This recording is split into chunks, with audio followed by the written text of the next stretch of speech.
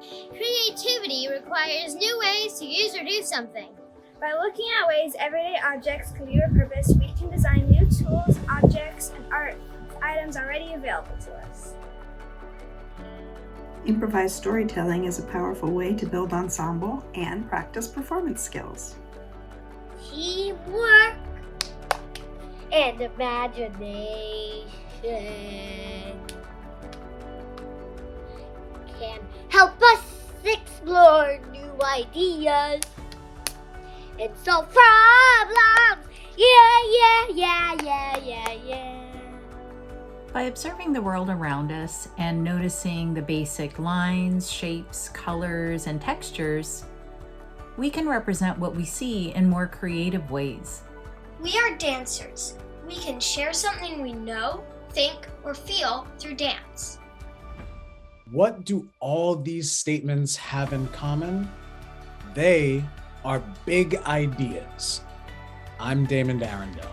And I'm Shannon Barnes. And we are faculty members at Washington State Teaching Artist Training Lab. TAT Lab is a statewide community of practice committed to refining our craft of teaching in and through the arts. TAT Lab explores instructional design strategies, art learning standards, social emotional learning, and social justice frameworks. Today's video will focus on one core element of instructional design, establishing a clear big idea. So, why should we use big ideas as we plan learning experiences for students? Big ideas are powerful tools for clarity, focus, and engagement. A big idea refers to key concepts and topics that are important in the classroom and beyond. A big idea will still matter 20 years from now. When you're developing your big idea, reflect on these questions. How does this apply to students' lives outside of this lesson? What matters about this learning experience? Can it be stated to the students in a way they can understand? Is it responsive and relevant to the unique identities of the students in your classroom? If the students are going to remember one thing about your lesson, what would it be?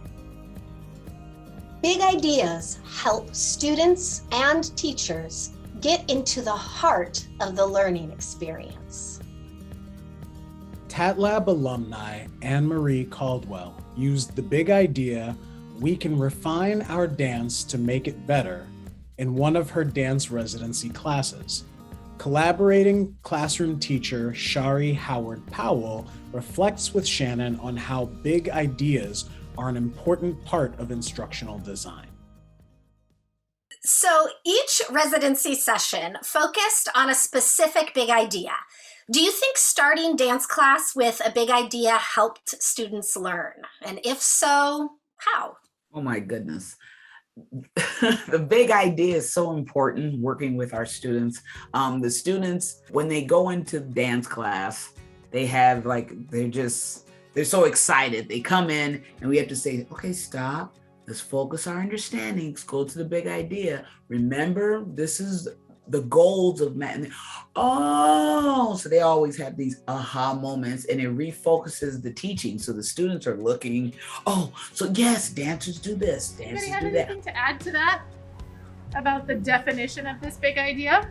This is how we interact with one another. It helps so much because it focuses the goal for the day. It focuses their learning so they know exactly what the expectation is. And for every class, the expectation was, boom, the big idea.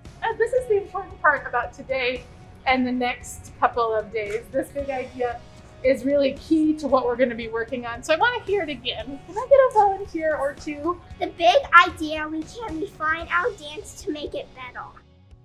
The day that we visited your students in dance class, the big idea was we can refine our dance to make it better. So how do you think students related this big idea about refining their dance to other areas of the classroom or their life? I'm thinking about math, English language arts, social studies, science. The science curriculum is directly related to Discover Dance. It's the curriculum that we have, is the lessons. Oh, let's do the glue. Why? What's the point of us learning about glue? Glue moves in different ways. That we are about our science unit, about how the glue has different properties.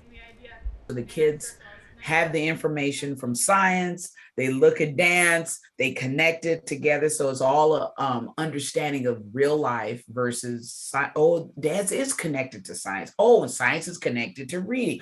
Oh my goodness, we read the textbooks about glue and how glue reacts differently on different pieces of paper. We did this in dance. And I'm like, exactly. So the big idea connects our science goals.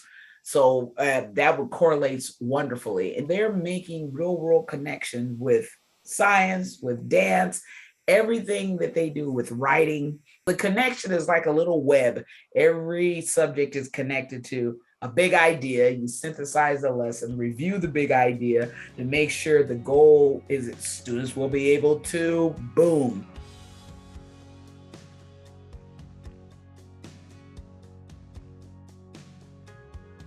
in your own classroom, when you're teaching other content areas, do you use or post to make transparent to students a big idea or something similar like an enduring understanding? Every day there's a PowerPoint for each academic subject, which introduces the big idea / lesson synthesis. And then each PowerPoint, okay, math transition. And the students, oh, math transition. And then we have math transition. And then boom, the lesson synthesis will go up. Today, students, we will be learning, and then pop, pop, pop. And then I have the bulleted points. It's usually 2 or 3 goals.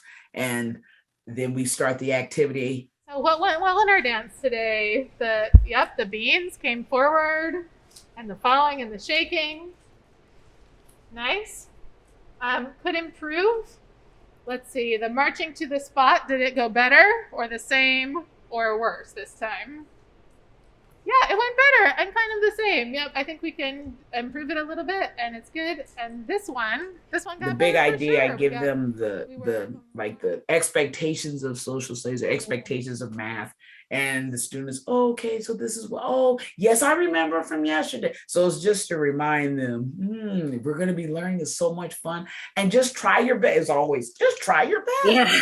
Ask. They're like, yay. And then we move, boom, the goals that we're going to learn. And then at the end of the lesson, when we're done working independently, I'll go back, this is what we learned today, everyone. Let's look more deeply at some strategies for developing an effective big idea and some common pitfalls. It can be tempting to frame the big idea as the main activity of a lesson, such as personal narratives are an important form of writing. But let's think about the question, what matters about this learning experience? While your students may be writing personal narratives in your lesson, this big idea doesn't answer why it matters and actually begs the question, important to who? Let's look at an alternate big idea for the same lesson, reframed to highlight why the lesson matters. When we explore the experiences that influence our identities through writing, we build a stronger understanding of who we are. Framed this way, building a stronger understanding of who we are is what will matter about this lesson 20 years from now. And this calls out the connection to social emotional learning, which is authentically part of the lesson. Another strategy for writing a strong big idea is to state it in a way students can understand. A big idea doesn't need to be long or a philosophical statement on the importance of your art form overall. It should be specific to the lesson you are teaching. Here's a big idea that is too broad, long, and complex for elementary students exploring making their own choreography.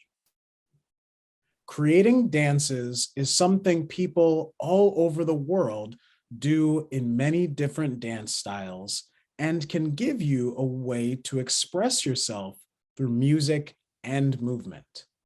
It is important to use the elements of dance like space, level, energy, and direction when creating choreography, and to combine them in different ways to communicate different ideas. Stating this in a more succinct way that students can understand, we might use the big idea that we can express ourselves and our ideas by making choreographic choices. Big ideas call out what's important in each lesson. This may include arts learning, 21st century skills, social emotional learning, and/or social justice.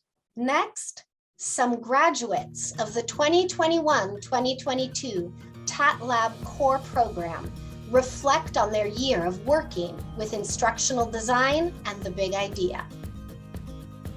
I really like the idea, the big idea of like, what are my students gonna take away from this in 20 years and 30 years? What's still important, even if they don't pursue the arts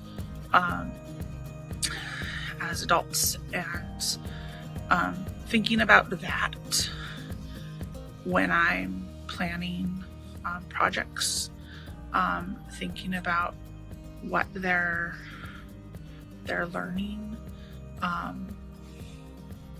big picture wise, as opposed to just like individual skills. Learning the instructional design elements was the most exciting part for me because it helped me piece together all of the activities that are floating around in my head, and how they fit or how they don't fit, and just really understanding like what the purpose of the activity is and what purpose it serves in like actually accomplishing the big idea that I'm trying to get the youth to walk away with.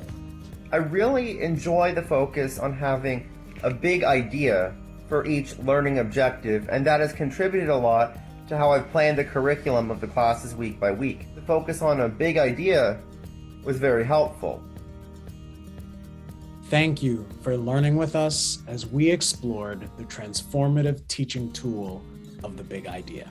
We hope that it helps you in your teaching and learning practice.